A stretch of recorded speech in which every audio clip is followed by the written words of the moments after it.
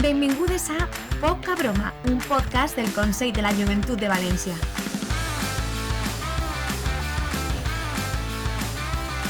Benvinguts i benvingudes a un nou episodi de Poca Broma, el podcast on la Joventut de València té la paraula. En el programa d'avui anem a abordar una de les majors preocupacions per a la Joventut de València, l'odi cap al col·lectiu LGTBIQ+.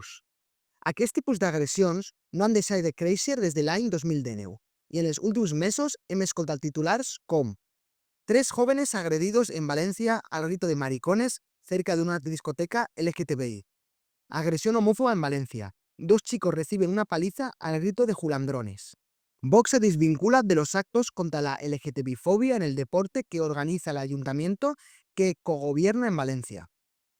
Hem assistit a una greu escalada en la LGTBI-fòbia tant a nivell institucional com a nivell social, en casos cada volta més violents. Només en 2021 es van registrar 29 delictes d'odi per orientació sexual en la província, i en 2023 la Fiscalia va obrir més de 100 investigacions per aquest motiu. Al Consell de la Joventut de València defensem que la joventut valenciana és diversa, respectuosa i orgullosa. Per això, al programa d'avui volem reivindicar la importància de plantar cara a la LGTBI-fòbia en totes les seues formes. A la primera part del programa rebrem al nostre estudi a l'activista Daniel Valero, més conegut com a Tigrillo, que ens presentarà el seu nou llibre sobre bisexualitat i ens contarà la seva experiència en l'activisme en les xarxes socials. A la segona part de l'episodi estarem amb Gonzalo Sánchez, periodista de Levante que en els últims mesos ha destapat casos de teràpies de conversió denunciades a centres valencians. A més, estarà també a nosaltres Xavi Martínez, una de les persones denunciants que ha patit aquestes situacions. Unes pràctiques completament discriminatòries i que ataquen directament les llibertats i la salut mental de qui les pateixen, ja que busquen canviar, reprimir o suprimir l'orientació sexual, la identitat de gènere o l'expressió de gènere de cada persona a través de mètodes denigrants, dolents i totalment inacceptables en el segle XXI. Així que, sense més ni més, arranquem.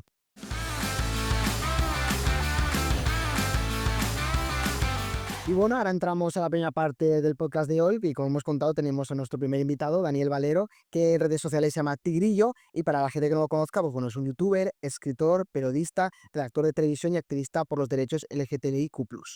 En 2019 publicó su primer libro, LGTB para principiantes, donde desmiente bulos y falsas creencias sobre el colectivo. En 2022 publicó El niño que no fui, una obra autobiográfica sobre su experiencia con la violencia homófoba en la infancia y la adolescencia.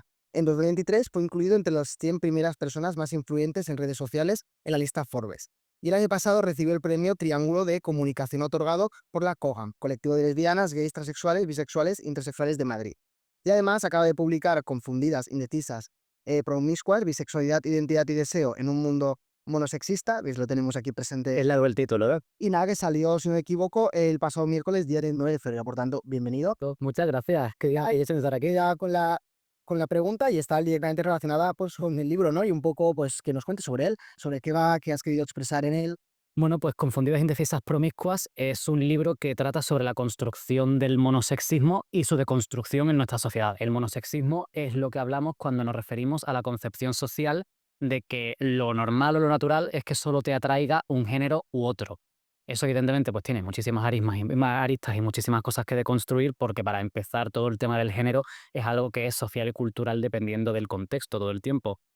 Es un libro que intenta ahondar también en de dónde aparece la bifobia, cómo tratarla, cómo combatirla y cómo cambiar el discurso de los activismos bisexuales para que nuestro activismo no tire piedras sobre nuestro propio tejado y que no acabe volviéndose en nuestra contra. Es un libro que también cuenta con un poquito de mi experiencia como persona bisexual que ha salido además del armario 2 veces como tal en la adolescencia y hace un par de años de forma pública. Y bueno, es un libro que he disfrutado bastante a la hora de investigar porque he podido leer a muchísimas autoras fantásticas que desde una perspectiva anticapitalista pues han ido desglosando cómo este monosexismo es mucho más de lo que parece y sirve también para apoyar pues a las otras patas de las relaciones sociales capitalistas como son pues el heterosexismo, el cisexismo, la masculinidad hegemónica, el matrimonio, y ha sido, pues bueno, una investigación muy interesante. Yo lo he disfrutado mucho y ojalá la gente pues también lo disfrute al leerlo. Seguro que sí. Y nada, como eso al principio, eres periodista, has publicado varias obras pero tu labor de activismo se ha centrado exclusivamente en las redes sociales, especialmente en YouTube e Instagram, que es también donde más repercusión has conseguido, ¿no? Cuando te expones en redes sociales, evidentemente, pues te expones a sí mismo y sobre todo hablando sobre temas pues, que a veces pues en la sociedad, pues bueno, pues con tanta gente que es intolerante, a veces cuesta. Y sí que es verdad que te has expuesto directamente a violencia y a discursos de odio muchas veces, ¿no? Por tanto, pues que nos contaras un poco tu experiencia y cómo ha sido tu experiencia como activista de LGTB en el mundo de las redes sociales. Pues a ver, ha sido un camino con muchos picos y valles, como se suele decir, porque también yo llevo más años que un bosque. O sea, yo empecé con 17 años a hacer esto, tengo 31, con lo cual toda absolutamente mi vida adulta he sido maricón públicamente en Internet, lo cual es un tema. O sea, que yo he podido vivir de primera mano el discurso de odio, cómo ha cambiado, cómo ha variado, cómo se ha disimulado, cuándo ha habido más incidencia, cuándo menos, y ha sido un camino, pues, doloroso en muchos sentidos, también muy interesante de analizar. Creo que últimamente sí que está siendo muy crítico debido a que hemos pasado por épocas anteriormente en las cuales quedaba mejor de cara a la galería aparentar ser LGTBIQ friendly y de repente meter un personaje así LGTBIQ+ en una serie o de repente hacer un anuncio con la bandera arcoíris en el orgullo. Y ahora con, bueno, pues en época de crisis económica, que es una cosa que políticamente se ha estudiado ya muchísimo, cuando de repente hay recesión y el sistema capitalista falla como falla cada 4 o 5 años con una escopeta de feria, se necesita alguien que distraiga de todo eso que está pasando, pues al final van a por las comunidades contra las que existe cierto desconocimiento. Personas racializadas, personas migrantes, personas LGTBIQ+, sobre todo. Lo hemos vivido ya en muchos países y ahora mismo estamos en un momento global en el cual pues se ha extendido tantísimo que da auténtico miedo. Em, También se acentúa muchísimo con pues gente que se une a toda esa movida, que son pues creadores de contenido de la ideológica contraria, medios de comunicación en manos privadas, y hacen que esa violencia se recrudezca. Y yo, pues por ejemplo, pues lo noto evidentemente no solo con el hecho de que mis redes sociales son un hervidero de comentarios de odio, y cuando digo hervidero me refiero a miles probablemente de si he subido un vídeo que se ha popularizado un poquito. Ahora eso no pasa porque estoy restringido en todas las redes sociales habidas y por haber. Que te jodan, Mark Zuckerberg. Y, o sea, llega de todo, pero también porque lo veo en la calle. Que esto es una cosa que la gente piensa que no pasa. Es como, bueno, pero si hay hate en redes sociales, pues no leas Twitter y ya está, no pasa nada, sigue con tu vida. Vale, ¿qué pasa cuando ese hate se manifiesta? Cuando estoy en la noche de fiesta, que es un ámbito en el que da muchísimo miedo porque la gente pues, ha podido consumir drogas, alcohol y todo se puede salir de madre mucho más rápido. Cuando me gritan por la calle, cuando tengo incluso ciertas complicaciones a la hora de sacar mi vida adelante porque yo me dedico al periodismo y ahora mismo hay una reacción muy fuerte contra lo que yo defiendo y eso imposibilita que me pueda ganar la vida. Todo eso se nota de forma muy rápida y da bastante miedo, la verdad. Y ahí lo que comentabas a nivel personal es como que también es duro, ¿no? Por tanto, ¿cómo te han afectado estos discursos de odio más a nivel personal? Sí, o sea, hay que decir que yo a las redes sociales y al discurso de odio online y a todo lo que me esperaría detrás, llego ya con muchos años de odio a mis espaldas, porque yo, como explico esta vez en el segundo libro que publiqué, en El niño que no fui, yo paso por una infancia y adolescencia marcada fuertemente por el bullying, más concretamente por el bullying por mi expresión de género y por mi orientación sexual. Entonces, cuando llego a Internet, tengo una pequeña sensación de ya me ha pasado todo lo que me podía pasar, ya me han dado de hostias por mi orientación sexual, ahora que cualquier gilipollas va debajo de un avatar, me llame maricón de mierda en Internet, no me va a afectar.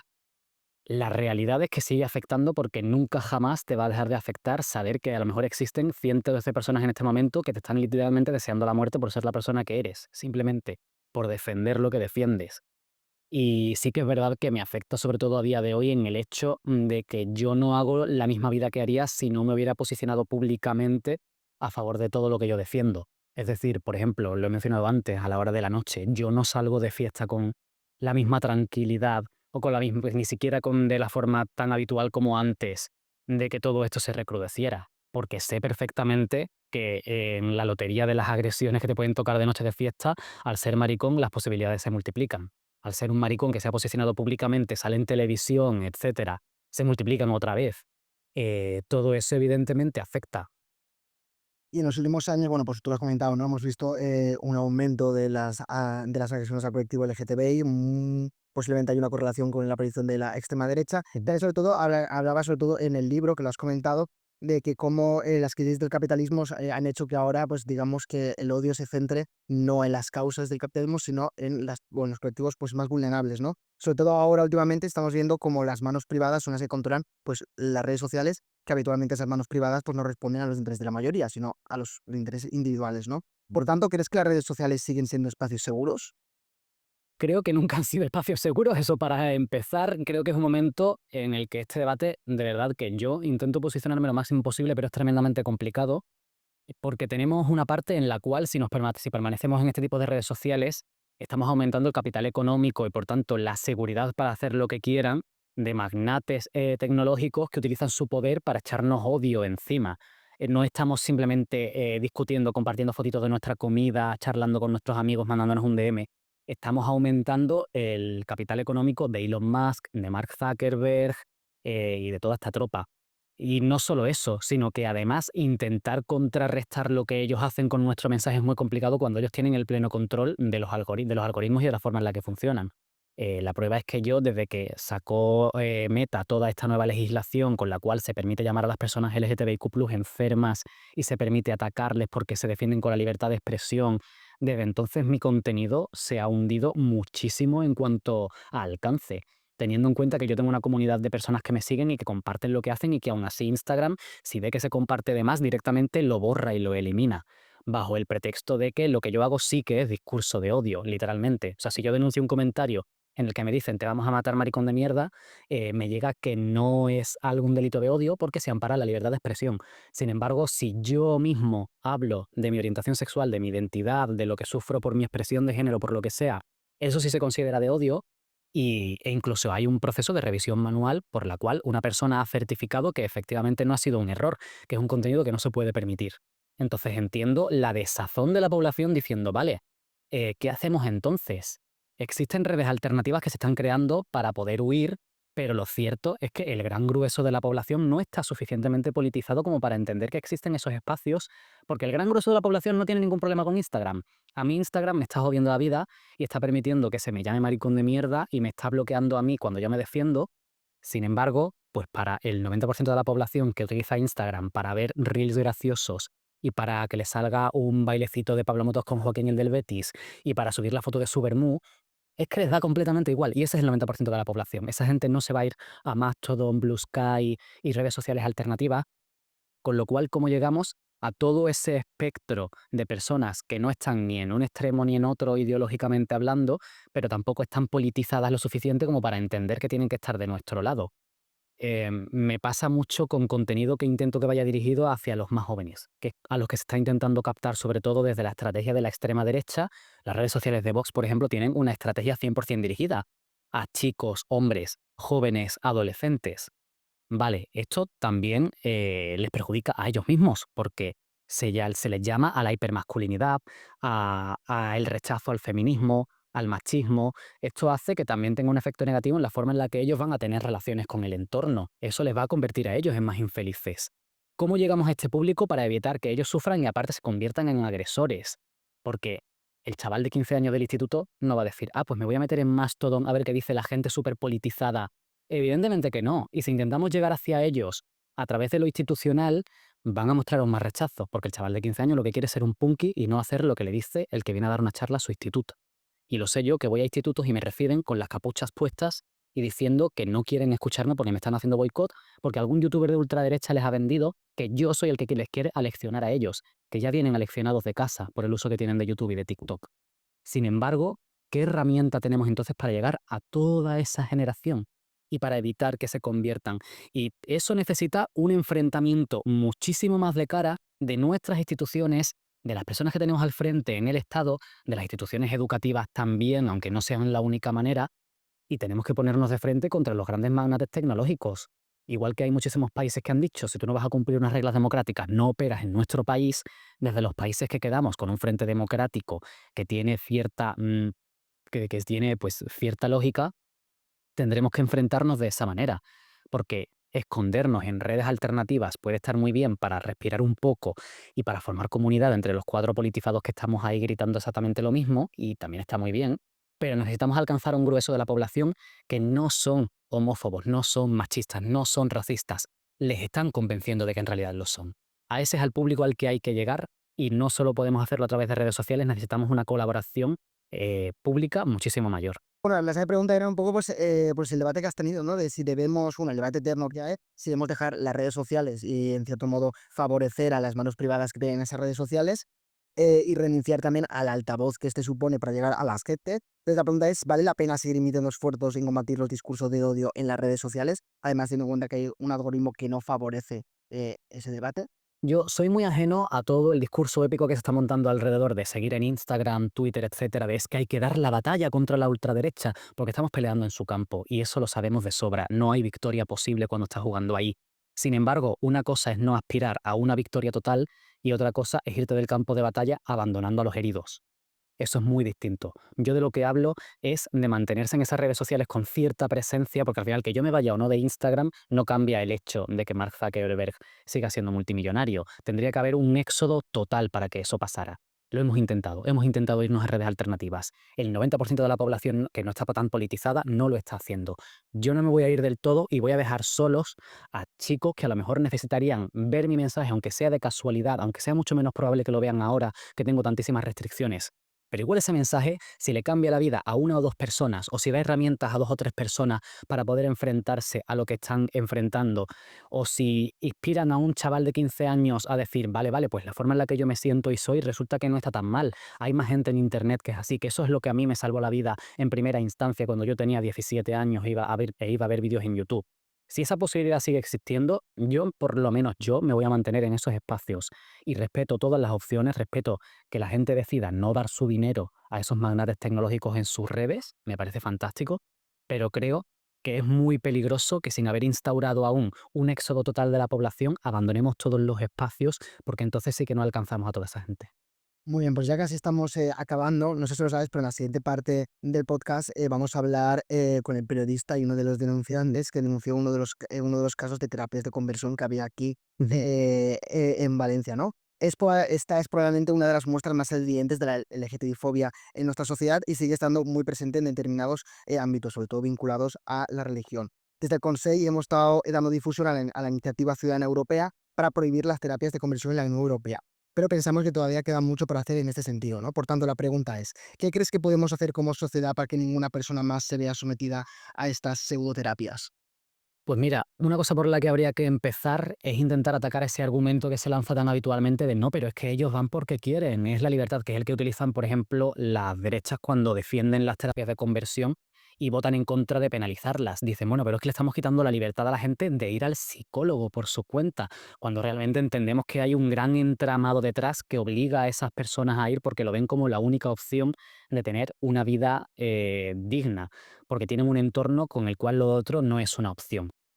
Creo que necesitamos muchísima más visibilidad, necesitamos muchísima más educación, una educación inclusiva desde los primeros estratos de la sociedad, que niñas, niños y niñas estén convencidas de que les atraiga lo que les atraiga o se expresen como se expresen, sean como sean, están bien, no tienen ningún tipo de problema y entonces tendremos la base suficiente para que nadie crea que tiene que ir a una terapia de conversión a que les reconviertan en qué. O sea, yo creo que eso es un esfuerzo que se tiene que hacer de manera completamente social y pública, con una inversión pública muy grande. El problema es que ahora mismo lo que estamos viendo es exactamente lo contrario. O sea, estamos viendo cómo de repente la épica ultraderechista llama a borrar del mapa todo lo relacionado con la diversidad afectivo-sexual. Y eso es tremendamente peligroso. Em, Igual de lógico sería hacer terapias de reconversión para personas heterosexuales que para personas LGTBIQ+. O sea que intentar razonar es algo que ya abandono porque si alguien no lo ha querido entender a estas alturas es porque detrás hay un motivo ideológico y no una creencia real.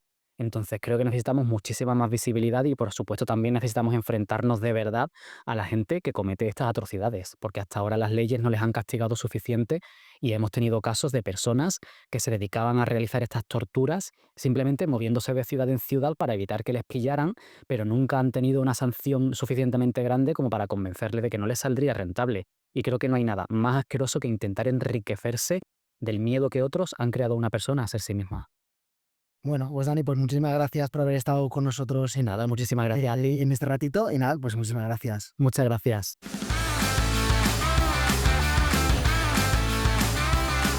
Bueno, pues ahora empezamos la segunda parte del podcast de hoy, donde tenemos con nosotros a Gonzalo Sánchez, periodista de Levante, periodista que destapó todo el tema de las terapias de reconversión que hemos conocido que se producen aquí en la Comunidad Valenciana. Así que lo primero de todo, Gonzalo, muchísimas gracias por estar con nosotros. Gracias a vosotros por invitarme. Y ahora ya directamente empezamos con las preguntas, ¿no? Y lo primero es que para los oyentes se pongan en contexto, ¿podrías explicarnos exactamente qué son las terapias de conversión y en qué contexto suelen realizarse en España? Las terapias de conversión son, para empezar, pseudoterapias sin ningún rigor científico, que venden que es bueno, inocuo y hasta deseable, que se puede convertir a una persona homosexual en heterosexual. Spoiler, no se puede, y además esto genera una devastación en la persona y unos trastornos importantísimos. De hecho, la ONU las equipara a la tortura. Lo que estamos viendo en España es que se desarrollan prácticamente todas en contextos ultracatólicos, por decirlo de alguna manera, específicamente kikos. ¿Y cómo de extendidas están estas prácticas en España? Pues depende de lo que entiendas por extendidas, pero hay denunciadas ahora mismo 7 diócesis por acoger y promover estas prácticas y se conoce, pues eso, en varias diócesis de España. Los núcleos estaban presuntamente en Valencia, Madrid y Granada, porque hay varios grupos, pero sí que están extendidas en toda España. O sea, no es una cosa que ocurra en Valencia, sino que hay casos en Alcalá de Henares, hay casos en Granada, hay casos aquí. De hecho, la trama de terapias empleaba un convento también presuntamente en Cantabria para llevar ahí a los chicos para intentar sanarlos. O sea, que están extendidas por toda España, incluso por sitios de Latinoamérica. Has comentado que evidentemente hay una relación muy estrecha con lo que es el ámbito católico, ¿no? O religioso, pero dicho esto, ¿cuál es el marco discursivo, los motivos que se suelen utilizar para justificar estas terapias de conversión? Las terapias de conversión no te hablan nunca de curar la homosexualidad ni nada por el estilo. Ellos se basan en que, primero, el primer punto es la homosexualidad no existe, sino que es un trauma generado en la infancia y normalmente se le echa la culpa a los padres, que han generado ese trauma en el niño, lo cual me parece muy valiente echarle la culpa a la educación de los padres.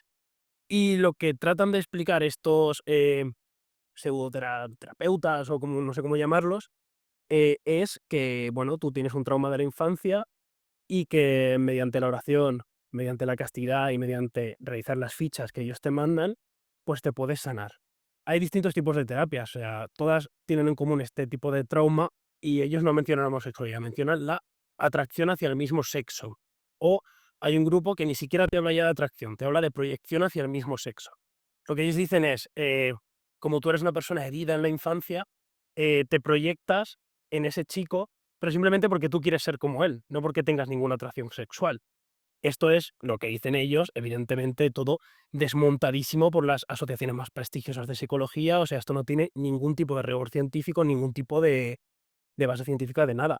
O sea, es más, lo único que hace es provocar muchísimo dolor en la gente, porque estás negando lo que tú eres, te están convirtiendo en una persona y te están moldeando hacia lo que ellos quieren que seas.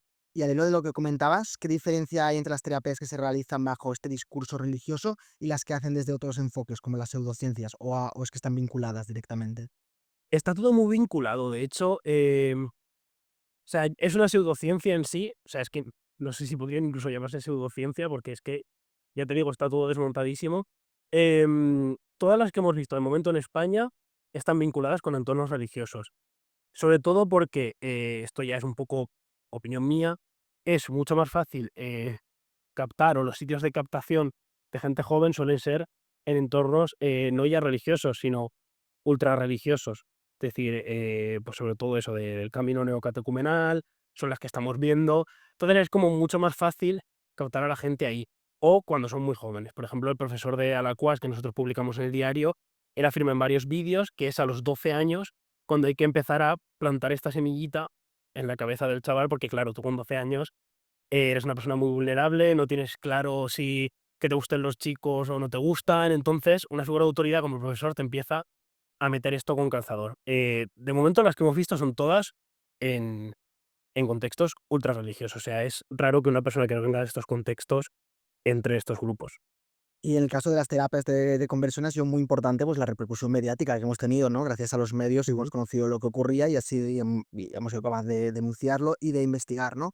Y también hemos averiguado que no solo en Valencia, sino en España hay otros casos, ¿no? Entonces, ¿nos puedes contar algún otro caso en que hayas trabajado o del que estés pendiente a día de hoy, fuera de Valencia o en Valencia mismo? Sí, bueno, por mencionar primero, el libro este que tenemos en la mesa es de un abogado que se llama Saúl Castro, que dirige una asociación contra las terapias de conversión, o sea, él es especialista en este tema y los casos de las víctimas, la gran mayoría las lleva él.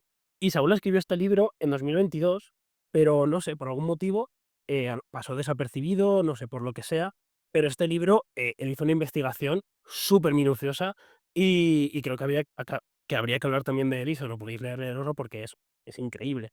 En cuanto a la repercusión mediática, sí es muy importante y porque sobre todo yo empecé a investigar la figura de un profesor en Alacuas que intentaba como curar la homosexualidad de sus alumnos. Que al principio, pues, evidentemente yo le doy credibilidad a las víctimas, pero era una cosa que a mí me parecía tremenda. Luego lo contrasté y evidentemente era así. De hecho, el profesor tenía vídeos en YouTube colgados donde explicaba toda su metodología de lo que hacía, porque además fue, Eso y todo. sí, fue presidente de la Asociación Católica de Maestros durante 37 años y usaba ese canal para explicar todo, o sea, cómo tienes tú que dibujar a un niño, explicarle las cosas y tal. Y a raíz de ahí fueron, primero un caso, luego fueron 5. Estuve investigando 7 meses y publicamos esos 5 casos. Al día siguiente, a mi correo electrónico del diario llegaron 10 casos más. Muchos no víctimas directamente de terapias de conversión, pero sí de este profesor. Y se han ido acumulando decenas y decenas de casos de distintos ambientes, no solo de Valencia, sino que también hay casos, tenemos constancia de casos en Granada, de casos en Alcalá de Henares, y de distintos puntos de España. En Cataluña, por ejemplo, también hay algún caso. Y sí que estoy pendiente, tengo que hablar con gente de otras provincias para que me cuenten su experiencia, pero bueno, como de momento no he hablado con ellos, no sé lo que me van a contar, pero sí hay casos por toda España.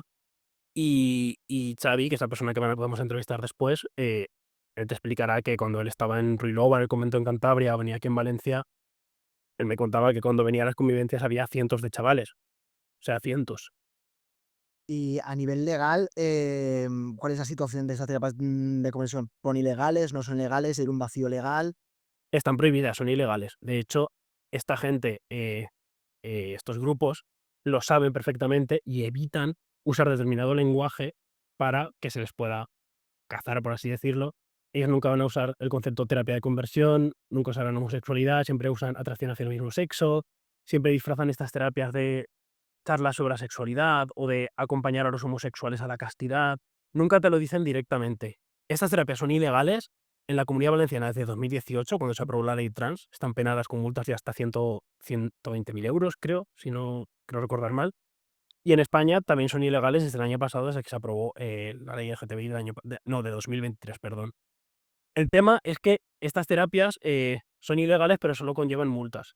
Es decir, solo es una pena económica, que pues esta gente pues al final podrá reunir el dinero para pagarlas. Y ahora lo que se está viendo, de hecho Saúl es el que encabeza esta petición, es que se reforme el Código Penal para que en determinados casos estas terapias estén penadas con prisión, con cárcel. Pues estamos hablando de gente, yo conozco víctimas, por ejemplo, que acabaron las terapias en 2019, es decir, hace ya 6 años, y siguen con trastornos como bulimia nerviosa, trastornos psiquiátricos graves que todavía no han superado. Entonces, se está viendo para que haya determinados casos donde esto pueda estar penado con cárcel, que no sea una multa. Estamos ya acabando. Al hilo de lo que comentabas, ¿no? ¿Qué crees, o sea, qué se está haciendo mal para que a día de hoy estas terapias se sigan dando? Es decir, ¿qué medidas son necesarias para erradicar definitivamente las terapias de conversión? Bueno, no mirar para otro lado, básicamente, porque una cosa que he visto también durante la investigación es que las víctimas, Hugo, que fue el primer chico que denunció, Xavi lo conocí bastante después, las víctimas han estado muy solas. O sea, chavales muy jóvenes de veintipocos años que han decidido denunciar a su profesor, denunciar todo este entramado que es muy grande y han estado solas. Es decir, Consellería de Igualdad ha dado la espalda completamente, es decir, no ha hecho nada. Consellería de Educación, es cierto que llevó a la inspección educativa y lo llevó de oficio a Fiscalía y denunció, pero no ha hecho una investigación en profundidad, ni se ha reunido con el arzobispado, ni ha mirado de qué manera paliar esto. Es decir, simplemente de cara a la galería, cuando ya la presión mediática no la podía soportar, pues decidió, pues bueno, sí, venga, vamos a hacer algo, pero es no mirar para otro lado, igual que el arzobispado. El arzobispado tiene que saber de la existencia de estas terapias. Es decir, Xavi afirma que lo saben, yo creo que también lo saben, pero hay como un cierto aire de no querer actuar. Es decir, esta gente se sabe quiénes son desde hace tiempo, se sabe lo que hacen. Yo creo que simplemente con no mirar hacia otro lado ya sería mucho. Y luego dar educación sexual en los coles. Es decir, esto es muy importante, que los chavales con ya de preadolescentes tengan una educación sexual y que no pueda venir esta gente y condicionarles así. Y ahora finalmente para acabar, uno, ¿qué le dirías a las personas que siguen defendiendo estas terapias? Y dos, ¿qué le dirías a los otros chicos o chicas que hayan pasado por algo similar y no se atreven a denunciar? A las personas que defienden estas terapias, es que creo que no hay nada que decirles porque, o sea, evidentemente les diría que intentaran comprender el daño que hacen a la gente, pero yo creo que eso ya lo saben. Esta gente, como me han dicho varias víctimas, eh, y como he podido ver yo, incluso hablando con alguno, es que son mesías, o sea, son gente que piensa que tiene un trabajo divino, por así decirlo, o una empresa que tienen que cumplir y que van a estar enfrentados a la Agenda 2030 y al lobby LGTBI, el cual representamos los medios de comunicación, la izquierda y todo esto, y ellos están convencidos de que lo que están haciendo es bueno, de que están en una batalla cultural. O sea, ellos hablan en estos términos de batalla. Entonces, esta gente, ojalá me equivoque, pero yo creo que no van a parar. Es decir, aún con la investigación que estamos sacando y aún con todos los medios detrás, muchas de las cabezas de estos grupos de terapias en sus stories de WhatsApp o sus estados de WhatsApp siguen colgando materiales de terapias de conversión que lo ve todo el mundo. Es decir, yo no creo que vayan a parar porque es gente muy radicalizada que piensa que está en una batalla contra el mundo. Y luego la segunda pregunta que me has hecho no me acuerdo, la verdad. ¿Qué le dirías a los chicos y chicas que siguen ahí y que no se atreven a denunciar? ¿O qué les dirías? Pues les diría que no están solos. Es decir, que hay mucha gente que ha pasado por lo mismo, que hay abogados como Saúl Castro que les pueden ayudar, incluso aunque su caso haya prescrito, pero que les pueden poner en contacto con más víctimas y que sepan eso, que no están solos y que ellos no tienen culpa de nada, que son víctimas, que los que tienen que estar escondidos son los victimarios, no ellos. Bueno, pues Gonzalo, muchísimas gracias por haber estado hoy aquí con nosotros y haber contado todo eso y también sobre todo por tu labor periodística con toda esta labor y denunciando públicamente estos hechos que, bueno, que en pleno siglo XXI pues son bastante condenables. Muchas gracias a Muchas gracias.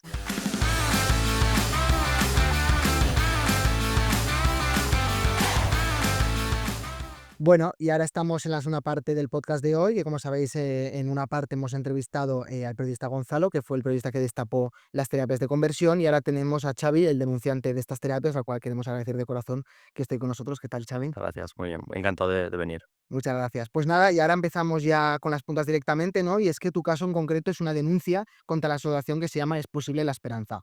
Entonces, si nos puedes explicar lo primero de todo, qué es esta identidad y cómo se organiza y qué es el planteamiento que siguen para someter a centenares de jóvenes a estas prácticas. Claro, EPE es una organización que se encarga de instaurar las mal llamadas terapias de conversión en diferentes espacios dentro de lo que es la iglesia, ¿no? Puede ser desde el COF, que es el Centro de Orientación Familiar, puede ser en un colegio, como ha sido el Colegio de Alacuás, puede ser en diferentes diócesis de España, puede ser en universidades católicas, es un poco la comunidad que ellos llevan. Y en el tiempo que estuviste ahí, claro, asumías por completo un discurso LGTBI-fobia contra tu propia identidad, ¿no? Entonces, dentro de todo ese proceso, ¿cuál fue el punto de inflexión que te hizo darte cuenta de lo dañino que era eso pues para ti? Claro. Yo al final allí dentro estuve 4 años y medio, que es mucho tiempo, y es importante pensar, después de ese tiempo en el que toda esa narrativa te la has creído, la has hecho tuya, ¿qué te hace salir de ahí, no? Cuando tú realmente ya la has integrado en tu vida. Por lo tanto, supuestamente puede parecer que de alguna forma, como que estás de acuerdo, ¿no? Con lo que está pasando. Los puntos de inflexión que de alguna forma hicieron que yo me saliera fue, evidentemente, que yo veía que mi salud mental se estaba deteriorando, veía que además era un grupo como muy sectario, por así decirlo, todo tu círculo social bebía de ahí, ¿no?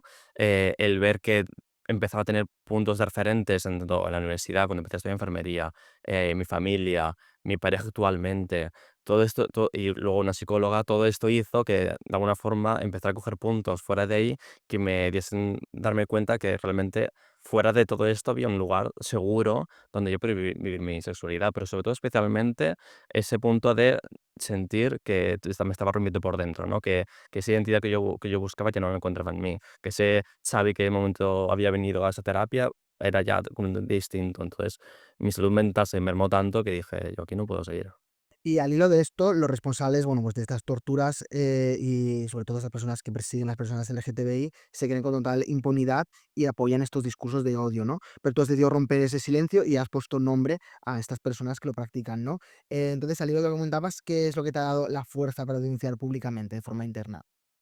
Esa es una pregunta muy importante. Además, yo desde que me he expuesto en los medios, me he contactado muchas víctimas con las que hablo y les pregunto y intento también darles recursos, ¿no? Para un poco ellas se puedan sentir seguras a la hora de denunciar o querellarse o al menos solo que se asesoren, ¿no? Se sientan protegidas. A mí lo que me motivó fue ser consciente de que era en un lugar muy sectario, muy, ¿cómo podemos decir? Como muy hermético, esa es la palabra, exacto, exacto. Entonces, iba a ser muy complicado las víctimas que salieran, denunciasen. ¿Por qué? Porque muchas veces denunciar significa denunciar a su familia, a su profesor, a su cura de la parroquia, a su entorno de seguridad. Por lo tanto, se sienten muy desprotegidas. Para que una víctima llegue a denunciar, necesita un grupo de apoyo. En mi caso, ¿cuál fue? Mi familia, como hemos hablado, mis amigos y mi pareja. ¿Por qué denuncié? Para dar voz a las víctimas que sabía que no iba a poder tener esos recursos. Y si no lo hacía yo, era muy consciente de que o no lo iba a hacer nadie o iban a pasar demasiados años, lo que significaría que más víctimas pasarán por ahí. Pues la siguiente pregunta era así que justamente eso, ¿no? Y es que si a día de hoy existe algún tipo de apoyo o red para quienes habéis pasado por estas experiencias. Antes Gonzalo ha sacado un libro, ¿no? Que era de Saúl, es Es algo Estado, claro. ¿no? Que da, pues abogado que ayuda a las personas que habéis pasado por ahí, ¿no? Pero en definitiva la pregunta era eso, ¿qué fue lo que hiciste cuando decidiste pues denunciar, ¿no? Y si la gente tiene esas redes de apoyo. Exacto, sí, existen asociaciones como No es Terapia, que es la Asociación Española contra las Terapias de Conversión, donde pueden acudir de una forma totalmente altruista y recibir ese apoyo. Luego, eso para a nivel de asesoramiento legal, ¿no? Y luego también, evidentemente, tienes toda una red de psicólogos, psiquiatras, gente completamente dispuesta a apoyarte. Y bueno, y ahora ya la última pregunta para acabar es, en primer lugar, uno, ¿qué le dirías a las personas que siguen defendiendo estas terapias a día de hoy? Y la segunda es, ¿qué le dirías a los chicos o chicas que sufren estas terapias y que no se atreven a denunciar? Diría que defender hoy en día las terapias de conversión es legitimar una tortura, básicamente. Entonces, como todos estamos en desacuerdo con las torturas, o sea, esto no puede seguir existiendo en España, ¿no? Cuando además en otros países, evidentemente ya es algo penal. En España, pues estamos en ese pequeño coletazo en el que ya esto va a ser así, ¿no? Y es una completa negligencia que además profesionales intenten defender este tipo de torturas. Y para las víctimas, lo que les pido es que no se sientan solas, que no tengan miedo, bueno, encuentren de alguna forma ese gancho que intento lanzarles para darse cuenta que más allá de ese mundo que están viviendo y un mundo externo, fuera de ahí, en el que van a poder sentirse acompañados, vivir una vida real, ¿no? Por eso todo que no tengan miedo. Bueno, Xavi, pues muchísimas gracias por haber estado con nosotros y haber contado pues esta parte de la historia. Y nada, pues muchísimas A gracias. vosotros por este espacio.